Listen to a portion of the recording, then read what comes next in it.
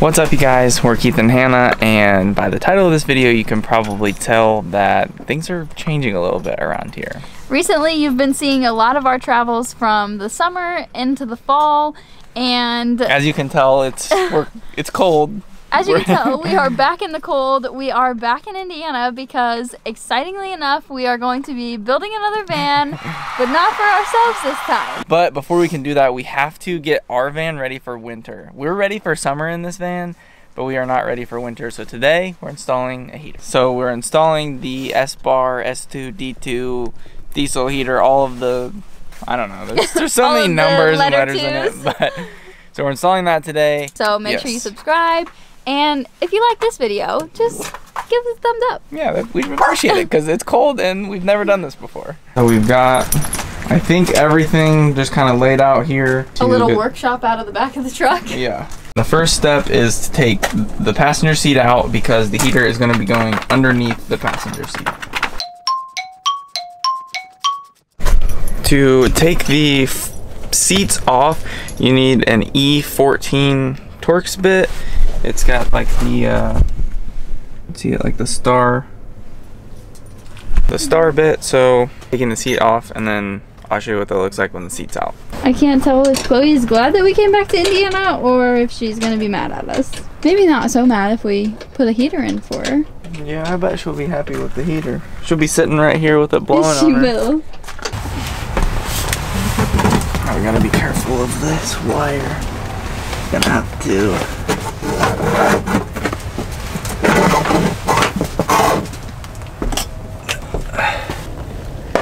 Or what?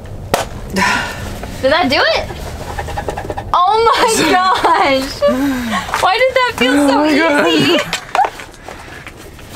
What a struggle. Easy.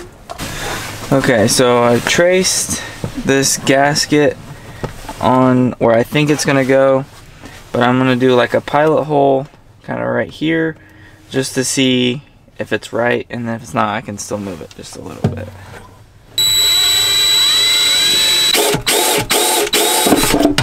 That was quick. I think that'll work. Well, I feel like we are officially back into van building because naturally you think something's gonna go fast, it's gonna just work out well. That's not the case so far. What was supposed to take maybe like 10 minutes is taking like 2 hours. Partially because we bought a hole saw set and I think it's just junk, so we're gonna return that, but we didn't really want to go somewhere. Anyways, we finally got the holes cut, so now we're going to file them down, prime them, and then we can finally put the heater in and then start connecting everything underneath and inside. And now we have to sit here and watch paint dry. Everything looked like it was going good, but they didn't include the nuts to like tighten the heater down to the floor, and we're gonna put like this high temperature silicone underneath it, and if it's not gonna be tight, it seems kind of silly to do it, and we're about to run out of light. So apparently all we did today was drill these holes, and that was it. So, and that took 2 hours. Yeah, it's a learning curve, you know. I guess we're just gonna take the heater with us and get some nuts that will fit, and then we're gonna come back tomorrow and finish this up. So we will see you guys tomorrow. Good morning. We are back. Day 2. Finish this freaking heater.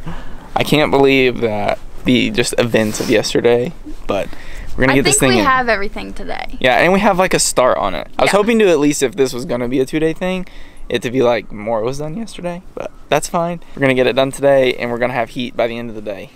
It's gonna happen. Speaking it into existence. Yes, before it's dark too. Like, we're gonna have it done early. So let's just get started. Okay, again, this is how we left it yesterday. The paint is dried, so now we're going to actually put the heater in here, put the gasket in, and then do everything underneath the van. Okay, so we're using this high temperature red silicone, since this is going to be, obviously it's a heater. So we're going to put that all around here, and then we're going to set the heater down, so that way it creates a good seal here, and we don't have to worry about any type of water or whatever. Okay.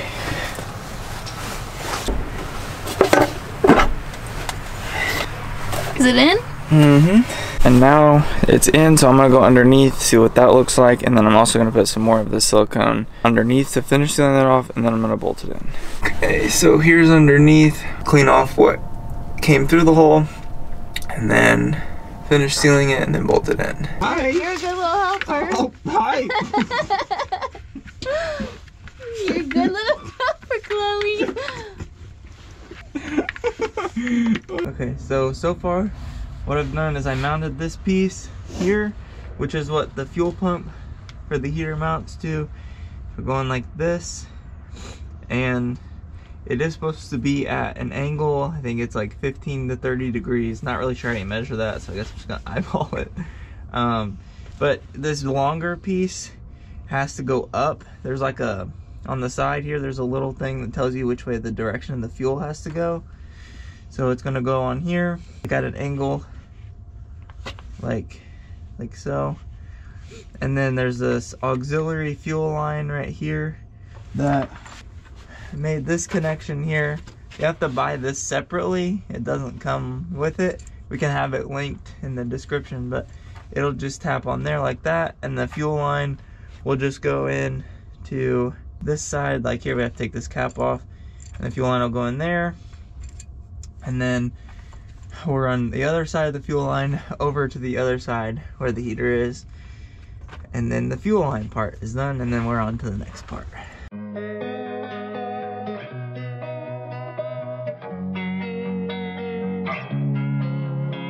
So here is what it looks like from beneath. So again, tapped into the auxiliary fuel line here, ran this extension out to the fuel line into this side of the pump. An angle coming out of the pump here is the fuel line, and then we're going to run the fuel line all the way across to the other side. So that's what we're doing now.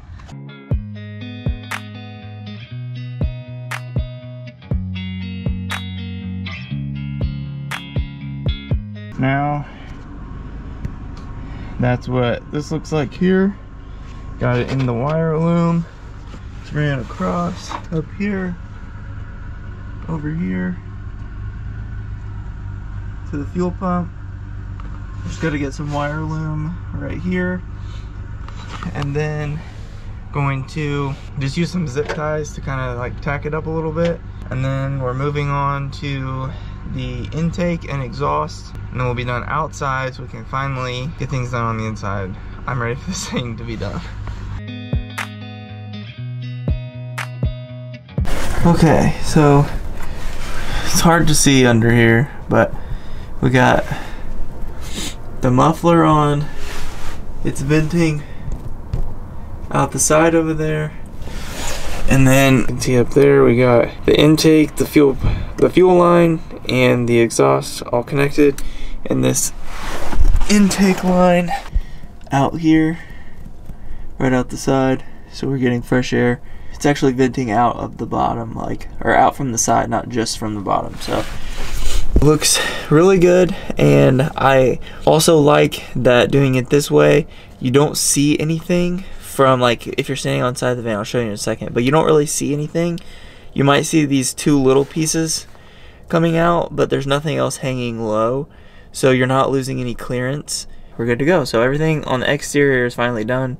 Now we're going to move to the inside and do all the wiring. I hope that goes smoother than what I think. But yeah, the exterior's done, so we're done crawling underneath here, which I'm really happy about. So let's go inside. Like, looking at the side of the van, you don't see anything hanging down, but when you come down here, you can just see that little piece for the exhaust, so it's blowing outside the van.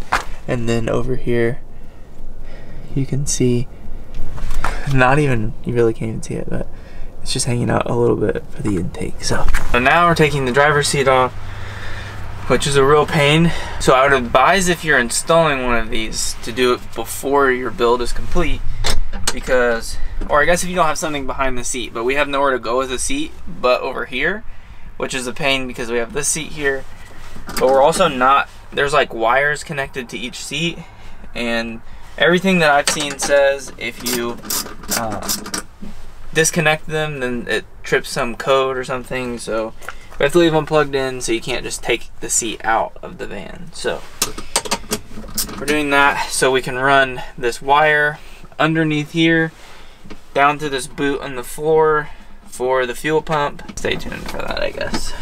Yet again, it's not gonna get done today because one, we need a hole saw that a size we don't have for the duct work, like so the heat blows out somewhere. And also we've got kind of a tricky problem because we want to have the control for the thermostat basically back towards the back of the van, and we're trying to figure out how we're gonna like fish the wire and run it around and everything. So it's also about to get dark. So regardless, it's not going to get done today, so we might as well just not do it today, and we'll come back tomorrow. Hopefully we have everything we need for the third day of installing this. Also, if you were to start early in the morning, you could definitely get this entire thing done in a day, but 2 days in a row we've started later in the afternoon and it's getting dark super early, and we also made it more difficult on ourselves by finishing the van first and then installing this without knowing what needed to go where, like where we were going to place this thermostat, because had we known that, we would have already like had wire run to that. So you could have this done in a day if you have everything that you need, but we just didn't. So I think we will give a list down below of everything that you need that's not in the box, that doesn't come with it, and hopefully you guys can get this done sooner than we can. Good morning, I'm back. Hannah's not with me today, which is very strange, but she's waiting for a package to come in for the new van, so I'm here by myself and I'm getting this heater done. Like, we're getting this heater done today. So for starters, I'm trying to get the controller where we want it, and I'm going to show you where that is. So we've got right here behind this cushion, we've got these switches, and that's for our heated floor.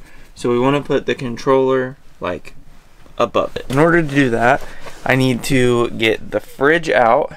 The fridge is right here, so I need to get this out. But when we built the van, we didn't account for this really. So the fridge doesn't come out without, like it can't come out the way it is. So we have to take off the drawers for the dresser. Definitely a design flaw. So I gotta take all these drawers off, and then I'm hoping that the fridge can still come out, because I gotta be able to drill a hole and fish the wire through the wall behind the fridge and then get the wire ran back up there to the passenger seat.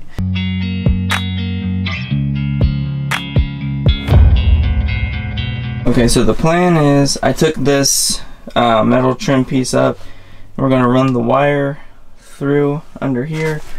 I think the wire is small enough to fit like right here and this, and then run it underneath there all the way around, obviously in the back, and then through back here, and then we're gonna cut a hole back in here so that way the controller is up here. I got the wire here, I got the hole.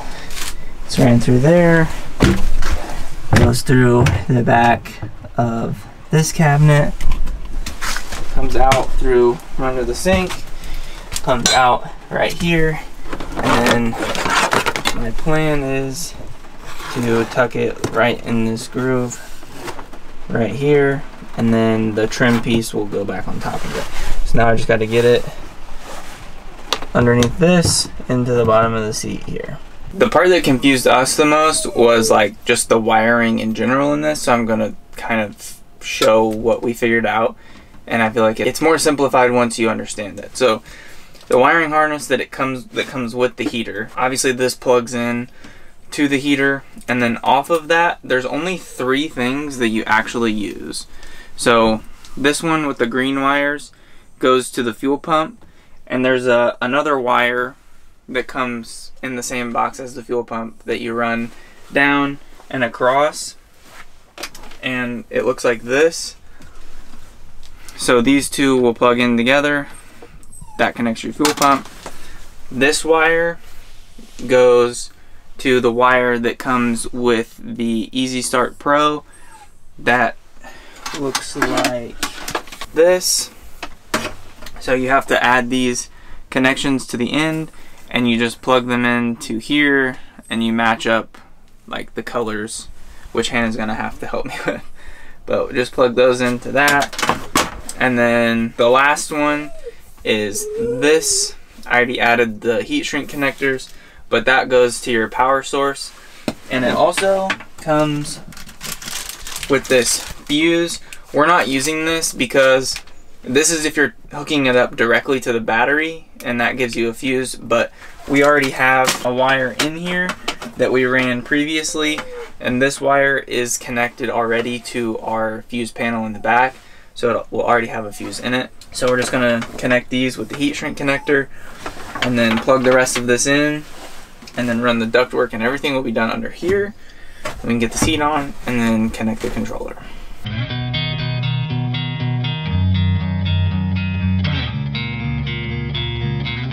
I think now that that's done and a fuse is put in, we're going to try to turn it on. People say that it takes multiple attempts for it to actually turn on because be patient. You're going to be patient. I think I'll feel good if when we press the button to turn it on, it turns on. But they say that it takes a few times because fuel is obviously not in it yet, so it takes a few times of firing it up to get fuel to it so that it actually runs. So we're going to see how many attempts it takes us. Chloe is very excited because she's here. Oh, hi! Hi! You want to join in? Thank you. Thank you. You're so sweet. And it turned on. So we're in our troubleshooting era. Yeah, it's not working yet, but we're trying things we've read. It says take the fuse out. It could take 5 to 6 times, so we're just gonna try that. So far, we've already tried it probably like 20 times, but it's blowing out cold air. Yes. So like it has something to do with the fuel line, because it keeps saying fuel pump, fuel line, or pump. I don't even know what it says, but. Okay, we've remedied one issue, and that was that the connection for the fuel pump was not as good as it needed to be, so the fuel wasn't pumping at all. So now we're trying to see if it's actually priming, because we're hearing it, we just aren't feeling the hot air. So Keith went under to check and see what that is, and I don't know, we'll see. Maybe we're getting closer, I don't know. Can you feel anything up there? Huh? He got a mouthful of diesel. You want to come give me a kiss? No. Can you feel anything up there? Air's blowing out. It's getting there, I think. I got fuel in the line now. What'd you do, suck it out? Yes. 5 minutes to prime my ass, right? You have to put that in your YouTube video. Is it actually working? Like, no, come up here and feel it. Seriously, come up here. Oh yeah, that's warm. Yep. Chloe, we have heat. What do you think? We have heat. You don't have to be a cold girl anymore. Okay, the heater is working, and it's working well. Like it is pumping the heat. So that is really good news. I'm not really sure what the fix was. I did like kind of unplug the fuel pump and then redid the connections, but I also think what really did it was priming the fuel line. And that was so a mouthful of diesel. My mouth was literally full. Called poison control. Yeah, I mean, I didn't swallow any, so that's good. I think that's what did it. So I'm just gonna say that if it doesn't work, I think you need to like prime the line. Prime the line. Try the fuse trick, taking the fuse out. Yeah, for take the fuse out for 2 to 3 seconds. Do that 4 or 5 times. Turn it on and off. And quadruple check your connections inside the seat. Yeah. Under the seat. That's what I'm gonna say. Also, Chloe is just standing. Like, there's the blower, and she's just standing here letting it blow on her.